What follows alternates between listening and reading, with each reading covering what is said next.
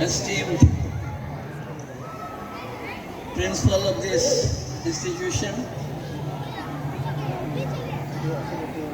distinguished guests, Professor Panda, Professor Jharsuguda Sadangi, Madam Dr. Das, and my endearing students. It's my good fortune, personal privilege, and my high pleasure that I am here before you on this August, November afternoon to share a few words on literature, on life. In fact, I have been overwhelmed by this endearing show of warmth and concern and hospitality shown by the DAV management to all of us. And my address will be mostly confined to the students. I have been overwhelmed because I was listening to their recitations,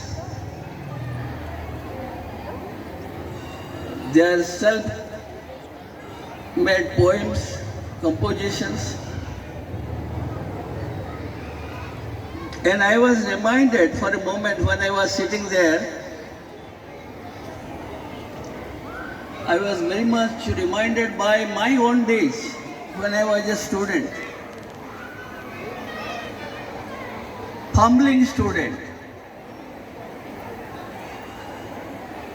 I remember during the time of this Gandhi centenary celebration in 1969, I was a student of class 10th,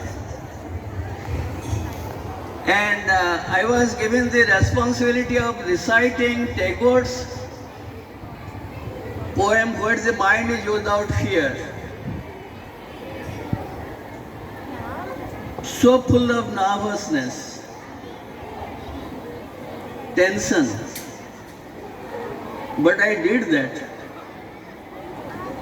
And being inspired by the students, today, this afternoon, I shall begin my lecture by reciting that poem again. Where the mind is without fear and the head is held high, where knowledge is free, where words come out from the depth of truth, where the world has not been broken up into fragments by narrow domestic walls, where the clear stream of reason has not lost its way in the dreary desert of dead habits, where the mind is always led forward by thee into that heaven of freedom, my Father. Let my country awake.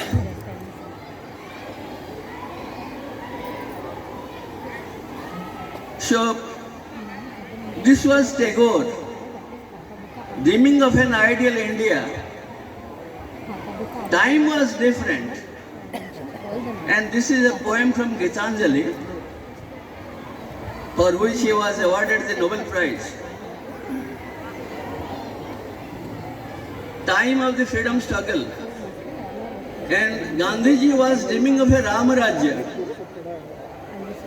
And Tagore was trying to explain what sort of Ramarajya will be there when we gain independence. It will be a world without fear. It will be a world without narrow domestic walls. A world where knowledge will be free.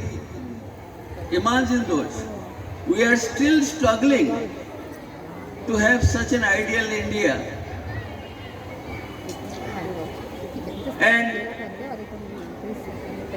when you come to the whole question of literature, you obviously ask what should be the role of literature at a time when India was struggling very hard.